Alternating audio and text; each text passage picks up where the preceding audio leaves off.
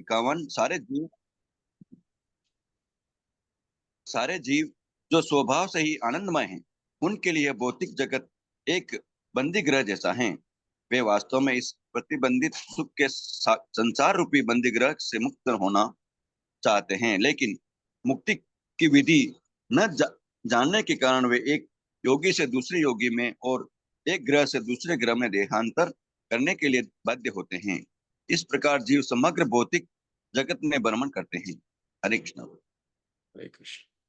आपने कई चीजों में ये नोट किया होगा कि प्रभुपाद जी के जो तात्पर्य हैं, चाहे आप भगवत गीता ले लीजिए, श्रीमद् भागवतम ले लीजिए, कोई भी ग्रंथ उठा के ले लीजिए,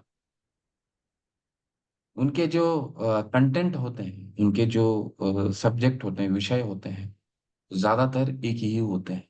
ठीक है। अब आपके मन में ये प्रश्न कभी कभी आता होगा कि सभी कंटेंट जो है, जो विषय हैं, करीबन एक कैसे होते हैं? क्यों होते हैं? क्योंकि ये वेदी भक्ति के नियम है। और वैदी भक्ति क्या कहती है कि वही चीज बार बार करना है, वही चीज बार बार करना है। प्रभुपाद ने कई बार इन चीजों को बताया है कि हम अकेले भक्ति नहीं कर सकते। ठीक है। तो किन से भक्ति की? श्रवणम कीर्तनम स्मरणम विष्णु विष्णु स्मरणम पाद सेवनम, ये जो 9 विधियां हैं, ये हम अकेले नहीं कर सकते। और श्रवण की महत्ता तो भगवान ने ऐसे ही बताया है। श्रद्धावान अनुसूयवे शिणु यादपि यो नरः, यानी 18वें अध्याय में क्या, जो श्रद्धा पूर्वक मेरी, श्रद्धावान अनुसूयवे, बिना ईर्ष्या रहित श्रद्धा पूर्वक मुझे सुनता है। श्रद्धावान अनुसूयवे शिणु यादपि यो नरः, जो नर शिणु सुनता है श्रद्धा पूर्वक, यानी जो सुनने की महत्ता है वो सर्वप्रथम आता है। ठीक है। तो श्रवण की विधि में श्रवण जो है सबसे सर्वप्रथम और सबसे मुख्य होता है। लेकिन हम श्रवण भी कैसे करेंगे? किन्हीं का भी श्रवण कर लेंगे? नहीं। किसके द्वारा करेंगे? जिन्होंने तत्व का दर्शन किया है, उनसे हम श्रवण करेंगे तो हमारी श्रद्धा विकसित होगी। व्यवसायत्मिका बुद्धि, वो जो बुद्धि आएगी व्यवसायत्मिका, जो दृढ़ता आएगी, वो सिर्फ उनसे आएगी जिन्होंने तत्व का दर्शन कर रखा है। तो महाप्रभु क्या कह रहे हैं? ब्रह्मांडे भ्रमिते कौन भागवान जीव, गुरु कृष्ण प्रसादे भक्ति लता पीठ। ऐसा पूरे ब्रह्मांड में कितने अनंत ब्रह्मांड हैं। ठीक, अनंत ब्रह्मांड है। अनंत ब्रह्मांड में अनंत जीव हैं, अनंत जीव। पर उसमें भी गुरु कृष्ण अगर किसी को प्राप्त हो गया, तद क्या है? वो भाग्यवान जीव है। उससे बड़ा भाग्यवान कोई हो ही नहीं सकता। जिसने गुरु, जब भगवान का भगवान और कृष्ण, कृष्ण और गुरु जिनको प्राप्त हो गया, उस पूरे सबसे ज्यादा, सबसे भाग्यवान। जैसे ही ये दोनों मिलते हैं, लता बीज जो है आपके नीचे, वो शुरू हो जाती है।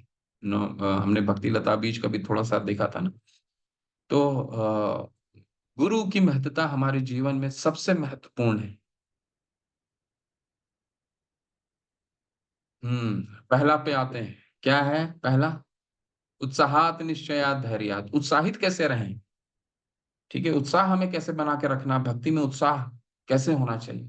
वो देखिए, वो पढ़िए, पढ़िए कोई। विमला, विमला माता, व्रजरानी देवी माता, हरे कृष्णा, दंडवत माता, प्लीज अनम्यूट करके पढ़ो। कृष्ण। मनुष्य को चाहिए कि भगवत धाम वापस जाने के इस सुअवसर को अत्यंत उत्साहपूर्वक स्वीकार करे। उत्साह के बिना कोई सफल नहीं हो सकता। भौतिक जगत में भी सफल होने के लिए मनुष्य को अपने कार्य क्षेत्र में अत्यधिक उत्साही बनना होता है। जो अपने क्षेत्र में सफलता चाहता है, ऐसे विद्यार्थी, व्यापारी, कलाकार या अन्य किसी भी व्यक्ति को उत्साही बनना पड़ता है। इसी प्रकार भक्ति के क्षेत्र में भी मनुष्य को अत्यंत उत्साही होना पड़ता है। उत्साह का अर्थ है कर्म, लेकिन यह कर्म किसके लिए? इसका उत्तर यह है कि मनुष्य को सदैव कृष्ण के लिए कर्म करना चाहिए। कृष्णार्थ चेष्टा भक्ति रसामृत सिंधु। जीवन की सभी अवस्थाओं में भक्ति योग में सिद्धि प्राप्त करने के लिए भक्ति के सारे कार्यकलाप गुरु के निर्देशन में करने होते हैं। ऐसा नहीं है कि मनुष्य को अपने कार्यकलापों तक ही सीमित रहना होता है या उन्हें संकुचित करना पड़ता है। कृष्ण सर्वव्यापी है, अतएव कृष्ण से स्वतंत्र कुछ भी नहीं है। जैसा कि कृष्ण स्वयं भगवत गीता 9.4 में कहते हैं। प्रभु जी थोड़ा ऊपर कीजिए। मया तत्मिदं सर्व जगद्दत्या जगत जगद्व्यक्तमूर्तिना मत्तनाथि सर्वभूतानि न चाहं तेष्व स्थितः। हरे कृष्ण। आगे भी पढ़िए, कोई आगे पढ़ना चाहते हैं तो करिए, पढ़िए, इसके बाद समझाता हूँ। ये पूरा पैराग्राफ पढ़िए, बहुत सुंदर पैराग्राफ। उत्साह हमारे लिए बहुत जरूरी है भक्ति में। इन चीज उत्साहित हमेशा रहना। उत्साहित रहने का क्या मतलब है, इनको पहले पढ़िए फिर चर्चा करते हैं। डॉक्टर राखी माता अनम्यूट करके पढ़िए माता प्लीज। हरे कृष्ण प्रभु जी। यह संपूर्ण ब्रह्मांड मेरे अव्यक्त रूप में मेरे द्वारा व्याप्त है। सारे जीव मुझ में हैं, लेकिन मैं उनमें नहीं हूँ। प्रामाणिक गुरु के निर्देशन में मनुष्य को हर वस्तु कृष्ण की सेवा के लिए अनुकूल बनानी होती है। उदाहरणार्थ, इस समय हम डिक्टाफोन अर्थात बोलकर लिखने का यंत्र का उपयोग कर रहे हैं। जिस भौतिकतावादी ने इस यंत्र का आविष्कार किया, उसने इसे व्यापारियों या सांसारिक विषयों पर लिखने वालों के लिए बनाया है। निश्चित रूप से उसने इस डिक्टाफोन का उपयोग भगवान की सेवा में किए जाने के विषय में नहीं सोचा होगा, लेकिन हम इसका उपयोग कृष्ण भावना भावित साहित्य लिखने के लिए कर रहे हैं।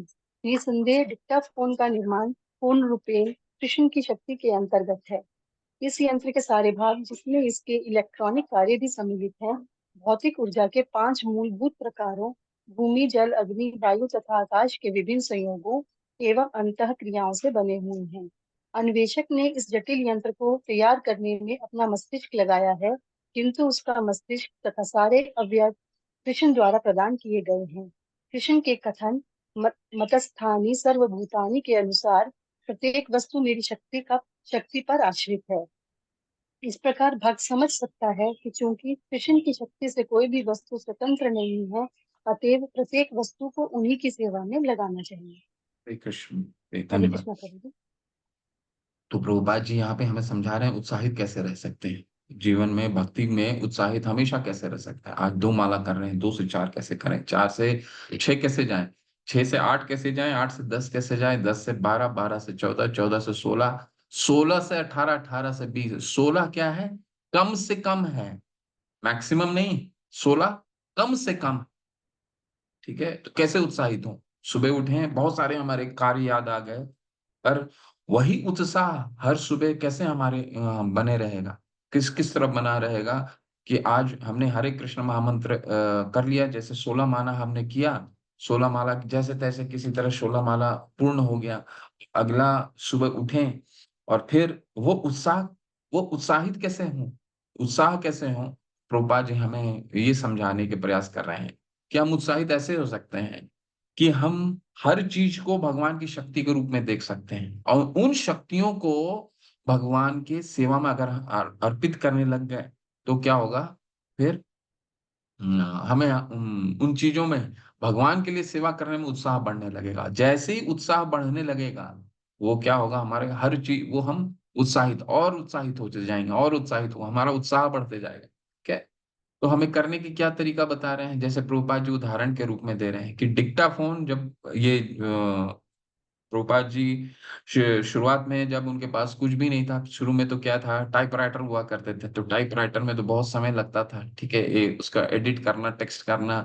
फिर जब अमेरिका गए तो उनको डिक्टाफोन एक भक्त ने दिया, उस डिक्टाफोन के द्वारा वो उनको रिकॉर्ड किया उन्होंने। तो आज जितने भी आप उनके उपदेशों को सुनते भी हैं, तो कई उनको डिक्टाफोन से भी रिकॉर्ड किया हुआ है। फिर डिक्टाफोन से डिक्टेट करते थे और टाइप होता था।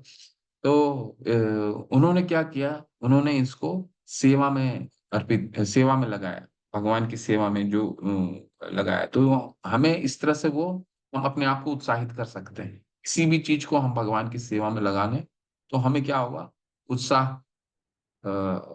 हम उत्साहित रहेंगे। ठीक है, ये बहुत जरूरी है। उत्साहित रहेंगे तभी हम भक्ति में निरंतर। और प्रभुपा जी यहाँ पे ये भी समझाने की कोशिश कर रहे हैं कि उत्साह तो हमें हमें भौतिक जीवन में भी, अगर हमें सफलता चाहिए, किसी भी तरीके का सफलता, भौतिक जीवन की भी सफलता चाहिए, तो आजीवन हमें उस पे उत्साहित रहना पड़ेगा। किसी कोई विद्यार्थी है, कोई छात्र है, कोई नौकरी में है, कोई कुछ कर रहा है, कोई व्यापार में है। तो अगर अगर अपने व्यापार, अगर अपने शिक्षा, अपने नौकरी, अगर उन उन क्षेत्रों में वो उत्साहित नहीं रहा, तो उसको सफलता कैसे मिलेगी? उसको जीवन भर उसमें उत्साहित रहना पड़ेगा।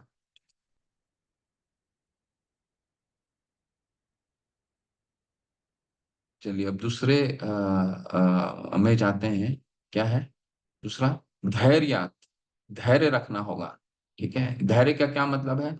अरे मन तो भटक रहा है, मैं तो हर दिन 16 माला कर रहा हूँ, हर दिन 4 माला कर रहा हूँ, हर दिन 5 माला, वो हमें रति उत्पन्न नहीं हो रही है, रति उत्पन्न नहीं हो रहा है, वो राग उत्पन्न नहीं हो रहा, मन को खींच के लेके नहीं आ पा रहे हैं, मन नहीं लग रहा है, मन भटक रहा है। क्या होता है? ये क्या है? हमें भगवान गोस्वामी क्या सिखा रहे हैं? गोस्वामी पाद बता रहे हैं धैर्य कैसे रखना है। धैर्य ये भी बहुत महत्वपूर्ण है। उत्साह तो हो गया, उत्साहित रहना है। धैर्य भी, पेशेंस। ठीक है, होगा, रति होगा, भगवान का दर्शन हम सबको होगा। पर करना क्या है? क्योंकि ये कौन बता रहे हैं? तत्व ज्ञान, तत्व दर्शन रूप गोस्वामी पाद हमें बता रहे हैं, जिन्होंने तत्व का दर्शन कर लिया है। एक एक्सपीरियंस्ड बता रहा है। तो जिन्होंने तत्व का दर्शन कर लिया है, वो खुद हमें बता रहे हैं कि ऐसे करो, ऐसे करो, ऐसे करो, काम हो जाएगा, भगवान का दर्शन अवश्य प्राप्त होगा। परंतु उसके लिए क्या करना होगा? उत्साह पहला है, दूसरा धैर्य रखना होगा। चलिए पढ़िए धैर्य। तानिया माता, हरे कृष्णा, अनम्यूट करके पढ़िए। हरे कृष्ण प्रभु जी, दंडवत प्रणाम। ये सारे कार्यकलाप धैर्य पूर्वक संपन्न करने चाहिए। कृष्ण भावनामृत में मनुष्य को, हरे कृष्ण प्रभु जी, कोई अनम्यूट है क्या? हरे आपके यहाँ, कृष्ण, आपके माइक प्रभु में से नीचे डिस्टरबेंस है करके क्या? देखिए। अगर आपके माइक में डिस्टरबेंस है तो कोई और पढ़ ले। अब नहीं प्रभु जी। ये सारे कार्यकलाप धैर्य पूर्वक संपन्न करने चाहिए। कृष्ण भावनामृत में मनुष्य को अधीर नहीं होना चाहिए। निसंदेह यह कृष्ण भावनामृत आंदोलन अकेले ही प्रारंभ किया गया था और प्रारंभ में किसी में रुचि नहीं दिखाई थी, लेकिन चूंकि हम अपने भक्ति कार्य धैर्य पूर्वक करते रहे, अतः धीरे धीरे लोग इस आंदोलन की महत्ता समझने लगे और अब मैं इसमें उत्सुकता पूर्वक सम्मिलित हो रहे हैं। मनुष्य को भक्ति करते समय अधीर नहीं होना चाहिए, अपितु गुरु के उपदेश लेना चाहिए और गुरु तथा कृष्ण की कृपा पर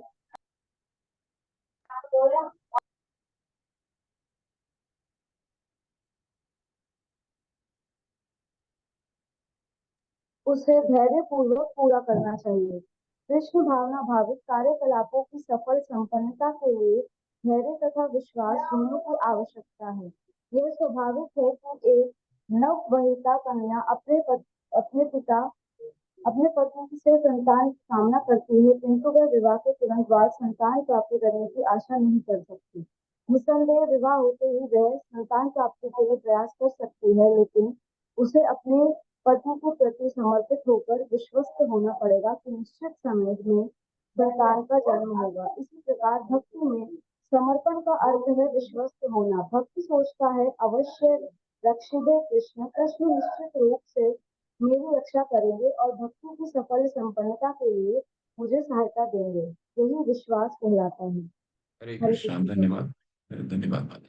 धैर्य, धैर्य, पेशेंस, यानी ये हमें, देखिए धैर्य जो है वो हर जगह चाहिए। ठीक है, धैर्य हर जगह चाहिए। भौतिकता में भी अगर सफल किसी को होना है, कुछ प्राप्त करना है, तो प्रभुपाद जी हमें उदाहरण, एक विवाहित नवविवाहित के उदाहरण से समझाने का प्रयास कर रहे हैं कि एक नवविवाहित कभी भी अपने यहाँ संतान का उत्पत्ति तुरंत नहीं कर सकता, उसके लिए भी धैर्य होना होगा। ठीक उसी तरह हमें वो आध्यात्मिक अपने स्पिरिचुअल लाइफ में भी, आध्यात्मिक जीवन में भी धैर्य रखना पड़ेगा, तब भगवान का दर्शन आएगा, तब हमें हरे कृष्ण महामंत्र में रस आएगा, हमें अध्ययन में, शास्त्रों का अध्ययन करने में रस आएगा, हमें श्लोक का उच्चारण करने में रस आएगा, हमें आचार्यों के अ, अ, अ, भजनों को गाने में आनंद आएगा, ठीक है? तो ये कब होगा? जब हम उस पे लगे रहेंगे। उत्साहात, निश्चयात, धैर्यात। उत्साह से लगे रहेंगे तो और धैर्यपूर्वक लगे रहेंगे, तो वो निश्चित रूप से होगा। अर्जुन हमें क्या सिखाते हैं? अर्जुन 18वां अध्याय में जो 18वां अध्याय में भगवान क्या कहते हैं? जब सब कुछ सुना दिया, सब कुछ बोल देते हैं, तो क्या भगवान कृष्ण भगवान क्या कहते हैं अर्जुन को? मत चित्ता सर्व दुर्गानी तद प्रसादात तरिष्यसि अतः चेत अहंकारात न शोषसि विनंक्षसि। अगर तुम मेरी बातों को सुनोगे तो क्या होगा? तरिष्यसि, तर जाओगे, इस भौतिक जीवन से तर जाओगे। नहीं सुनोगे, अतः चेत अहंकार, अहंकार पूर्वक नहीं सुनोगे, न शोषसि यानी न सुनोगे, तो क्या होगा? तुम्हारा विनंक्षसि, विनाश हो जाएगा। ऐसा करके डांटते हैं। तो पेशेंस दिखाते हुए अर्जुन क्या कहते हैं? नष्ट मोह स्मृति लब्धा तत्प्रसादात मया अच्युतः। ठीक है? मेरा नष्ट मोह स्मृति लब्धा, मेरा सारा मोह दूर हो गया है। स्मृति वापस आ गई है। कौन सी स्मृति वापस आ गई है? कि जो मैं भटक गया था कि करना है नहीं करना, युद्ध करना है या नहीं करना है, वो स्मृति मुझे वापस आ गई है। ठीक है? ऐसा करके अर्जुन अपना धैर्य बताते हैं। और धैर्य बताने के बाद क्या बोलते हैं अर्जुन? अर्जुन बताते हैं नष्ट मोह स्मृति लब्धा तत्प्रसादात मैं अच्युता, आपके द्वारा ये मुझे प्रसाद मिला है, ये अच्युत, ये मेरे लिए सौभाग्य का बात है। और करिष्यत वचनम तव, इसके बाद कहते हैं अब आप जो कह रहे हैं वो उसको, उस वचनों को मैं पालन करूंगा। करिष्यत वचनम तव। ठीक है? तो हमें इसीलिए भगवत गीता क्या है? सभी उपनिषदों का सार है। हमने वो उन सब चीजों को पढ़ लिया है भगवत गीता में, उसके हम और विस्तार को लेने का प्रयास कर रहे हैं। तो हमें जब भी आध्यात्मिक जीवन सीखना है, भगवत गीता को व्यवहार में, जीवन के व्यवहार में उतारना है, तो अर्जुन के हाथ पकड़ के हम सीख सकते हैं। वो सब कुछ वो बता रहे हैं, कैसे धैर्य रखना है, कैसे उत्साहित रहना है। ठीक है?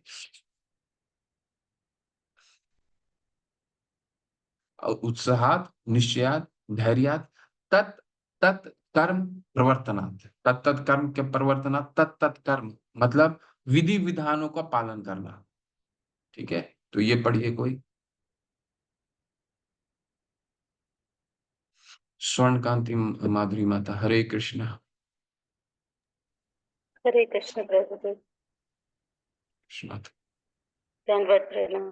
पंडित माता। जैसे कि पहले बताया जा चुका है, मनुष्य विधानों को संपन्न करने में आलस्य नहीं करना चाहिए, अपितु अत्यधिक अत्यधिक उत्साह दिखाना चाहिए। तत्कर्म प्रवर्तना, विधि विधानों की अपेक्षा से निष्ठ हो जाएगी। इस कृष्ण भावृत आंदोलन में 4 मूल नियामक सिद्धांत हैं।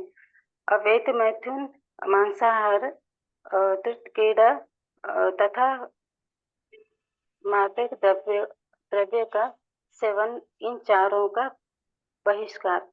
भक्तों को इन सिद्धांतों का पालन करने में अत्यंत उत्साह दिखाना चाहिए। यदि वह इनमें से किसी भी एक का पालन करने में शिथिलता बरतता है तो उसकी प्रगति अवश्य ही रुक जाएगी। अतएव श्रील रूप गोस्वामी संस्तुति है तत्त कर्म प्रवर्तनात्। मनुष्य को वैदिक भक्ति के विधि विधानों का कठोरता से पालन करना चाहिए। 4 निषेधों यम के अतिरिक्त 4 सकारात्मक विधि नियम भी हैं। यथा प्रतिदिन जप माला पर 16 माला का जाप करना। इन अनुष्ठानों को उत्साह पूर्वक एवं श्रद्धा सहित संपन्न करना चाहिए। यही तत्त कर्म प्रवर्तनात् अर्थात भक्ति के विविध संलग्नता कहलाती है। हरे कृष्ण प्रभु जी। विधि विधानों को पालन करना, विधि विधान का पालन अगर हम दृढ़ता से करते हैं तो निश्चित रूप से हम उत्साहित होने लगेंगे और हमें कुछ नहीं करना है। हमें अपने मन से कुछ भी नहीं करना है। प्रभुपाद जी ने सब कुछ हमारे पास, हमारे आचार्य ने हमारे सामने सब कुछ दे दिया है। ये करो, ये करो, ये विधि विधानों को पालन करना है, 4 नियमों का पालन करना है, और 4 नियमों का दृढ़ता से पालन करना है। ये वो कौन कौन से नियम है? अवैध मैथुन, मांसाहार, धूर्त क्रीड़ा, और मादक द्रव्यों का सेवन का बहिष्कार। ठीक है, तो ये 4 नियमों का पालन करना है, 16 माला करना है। ये करते रहना, करते रहना, करते रहना, और एक समय ऐसा आएगा कि इन चीजों को करने के लिए, खासकर 16 माला करने के लिए आप उत्साहित होने लगेंगे। ठीक है, आपको रस, हम सभी को रस आने लगेगा। अभी रस हो सकता है आता हो, नहीं आता हो, हम सभी का यही हाल है। वो शुरू शुरू में रस नहीं आता है। ये करते रहने से, करते रहने से वो रस स्वतः ही उत्पन्न हो जाता है। ठीक है, और ये जो फॉर्मूला हमारे आचार्य बताते हैं, प्रभुपाद जी आचार्य जो हमारे हैं, उन्होंने फॉर्मूला बनाया, स्वयं से नहीं बताया। यतो यतो निश्चलति आत्मा नहीं वंशा नहेत। भगवान ने भी अर्जुन जब बोले चंचला ही मन कृष्णा प्रमाति बलवृत दृढ़, मेरा मन बहुत चंचल है। ठीक है, ये बलवान है, दृढ़ है, ये हठी है। तो भगवान ने भी बोला, हाँ तुम ठीक कह रहे हैं, असंशय महाबाहु मन दुनिग्रहम चलम। मन जो है, तुम ठीक कह रहे हो अर्जुन, ये बहुत चंचल है, लेकिन ये अभ्यासेन तु कौन्तेय वैराग्येन च गृह्णति। लेकिन अभ्यास के द्वारा ये अपने मन को संयमित कर सकते हैं। और अभ्यास किस चीज का करना है? यतो यतो निश्चलति आत्मने वंशेन। तो अपने आत्मा को, अपने अपने मन को खींच खींच के लेकर के आओ। ठीक है, प्रभुपाद जी ने उसी को फॉर्मुलाइज किया। मन को कैसे खींच खींच के लेके आने का है? 16 मन कुछ भी हो जाए, नंबर कम नहीं होना चाहिए। 16 माला करते रहिए। शुरू में मन नहीं लगेगा, हर बार खींचना पड़ेगा, खींचना पड़ेगा, खींचना पड़ेगा। खींचते खींचते खींचते खींचते, यद भगवान ने कहा उसको, भगवान आचार्य आचार्य आचार्य अपने मन से कुछ नहीं बनाते हैं। उन्होंने इस चीज को हमारे लिए सरल करने के लिए उन्होंने हर कुछ दे दिया हमें कि इस तरह करो, इस तरह करो, इस तरह करो। चलिए इसको भी पढ़िए। इसके बाद साथ साथ भी 5 मिनट और पढ़ते हैं, इसके बाद फिर इसको कंटिन्यू करेंगे कल।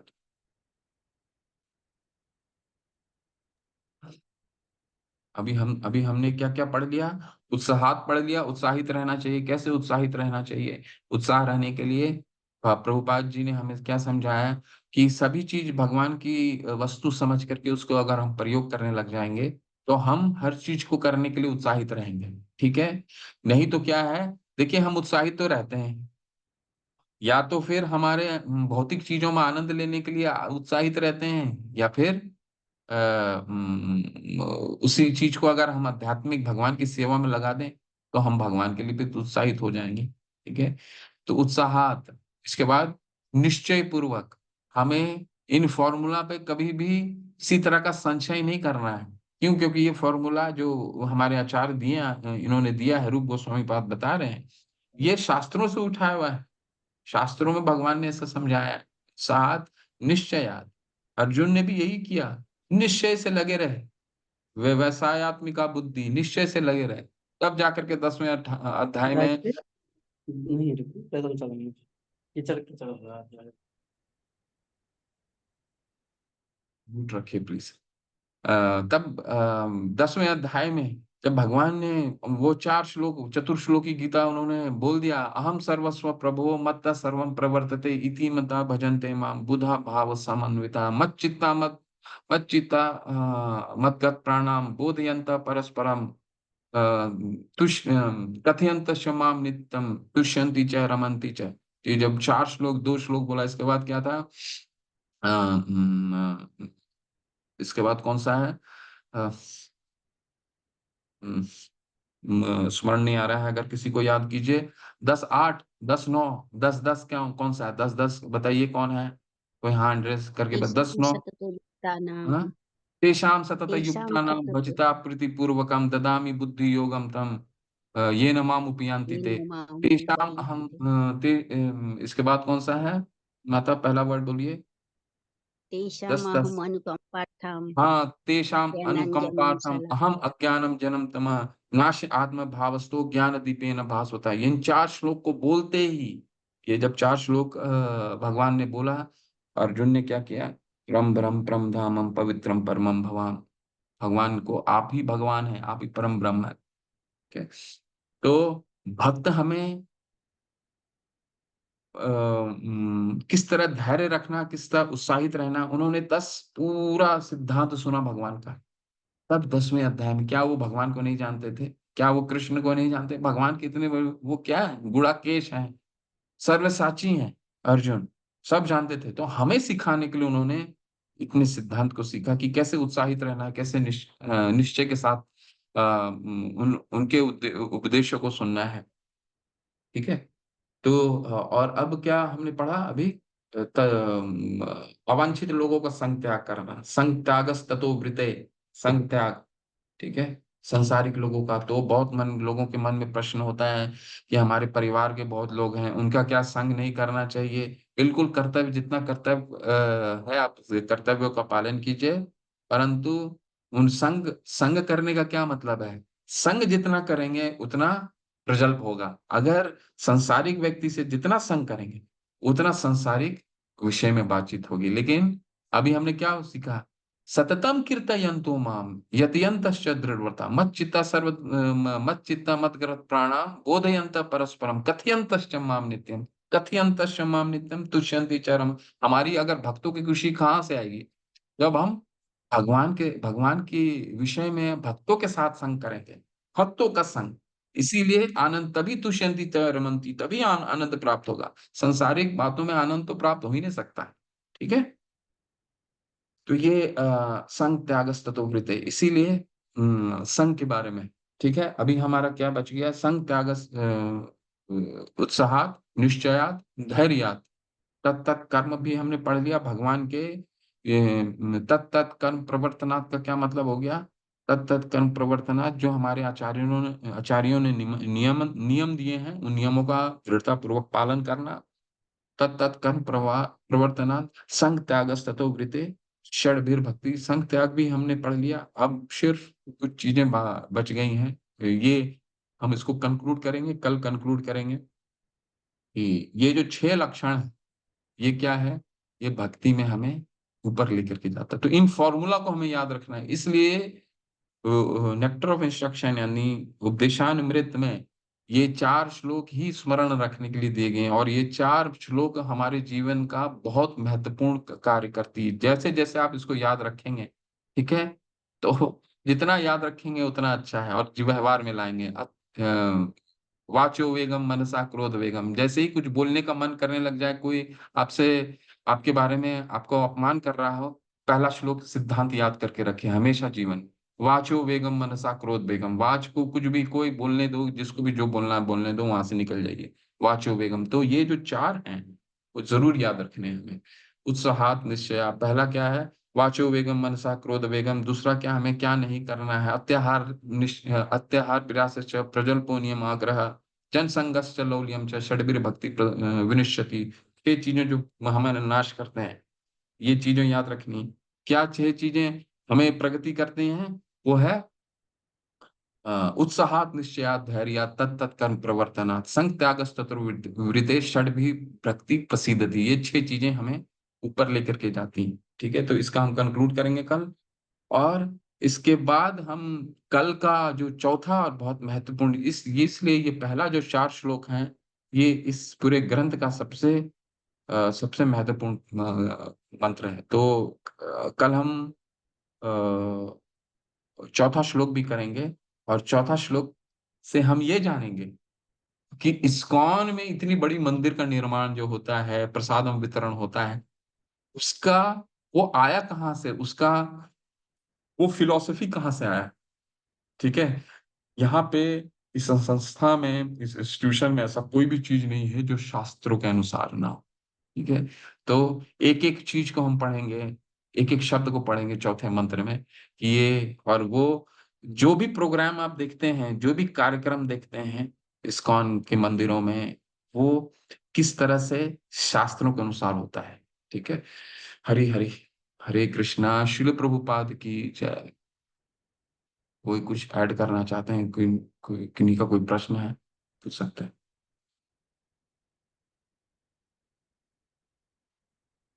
आरती मिश्रा माता, हरे कृष्ण जी, पूछिए। हरे कृष्णा प्रभु जी, सादर प्रणाम प्रभु जी, और रीडिंग के लिए हैंड रेज किया था। हरे हरे हरे कृष्ण।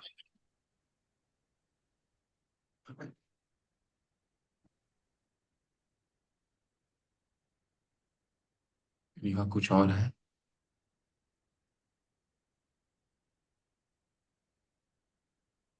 प्रवेश गोयल प्रभु, हरि हरि हरे कृष्णा प्रभु, अनम्यूट करके बोलिए प्रभु।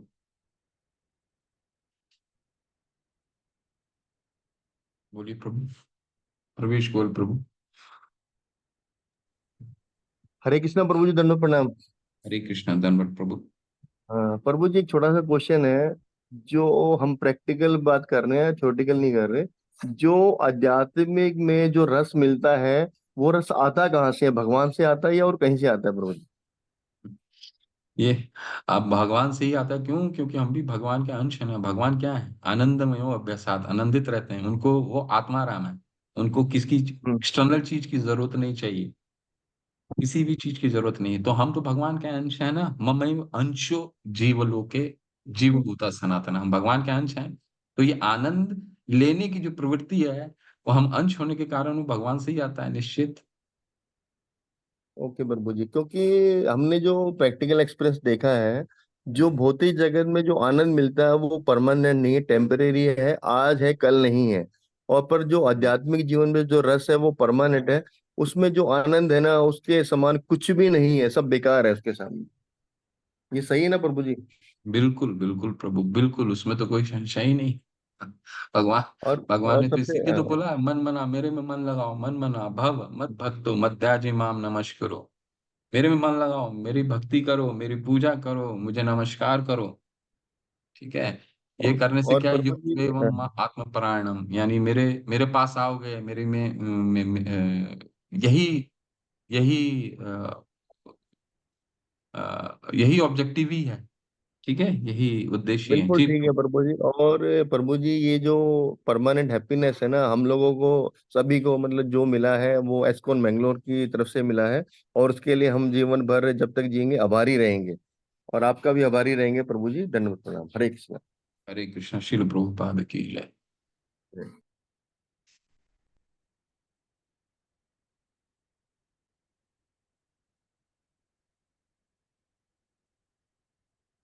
कोई प्रश्न नहीं है? प्रभु जी, मेरा एक प्रश्न है। जी जी, हरे प्लीज। कृष्णा। कोई प्रश्न? प्रभु जी, ये जो उपदेशामृत में जो हमारे मंत्र हैं, वो मनुष्य जीवन को उपयोगी बनाने के अलावा और भी कोई उद्देश्य है उसका, मंत्रों का? लाइक हमारे जीवन के लिए वो मंत्र उपयोगी अगर हम उसे अपने जीवन में धारण करते हैं, बट उसके अलावा और भी कोई उद्देश्य है प्रभु जी? राग उत्पन्न करना है ना। हमने क्या पढ़ा? 1 से लेकर के 11 श्लोक। पहला 7 श्लोक क्या है? वैदिक भक्ति वैदिक भक्ति सिखाएंगे। मतलब प्रैक्टिस क्या करना है जीवन में, व्यवहार जो आप बोल रही हैं, जीवन में व्यवहारिक रूप से कैसे उसको हम लागू करना है। पहला 7 वर्सेस है। 8वां वर्ष क्या दिखाएगा, सिखाएगा? राग। वह जैसी साधना भक्ति करने लगते हैं माता, तो साधना भक्ति करते करते, प्रैक्टिस करते करते हमें क्या प्रभुपाद बता रहे हैं कि हमें राग उत्पन्न होने लगेगा।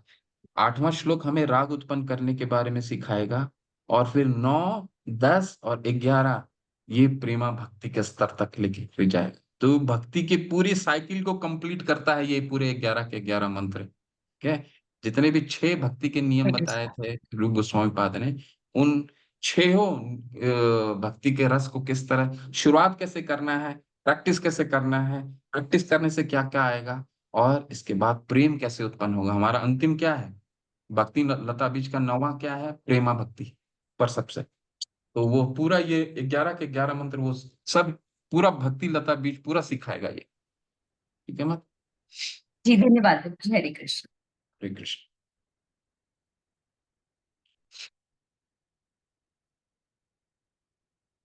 ठीक है, चलिए। चलते हैं फिर। वांछा कल्पतरुभ्यश्च कृपा सिंधु एव च पतितानां पावनेभ्यो वैष्णवेभ्यो नमो नमः। अनंत कोटि वैष्णव वृंद की जय, श्री प्रभुपाद की जय। आप सभी का बहुत बहुत धन्यवाद। हरे कृष्णा, हरे कृष्ण। हरे हरे कृष्ण कृष्णा प्रभु, प्रभु जी, दंडवत दंडवत प्रणाम। प्रणाम। हरे कृष्णा प्रभु जी, सादर प्रणाम। कृष्णा प्रभु सादर प्रणाम। हरे कृष्ण।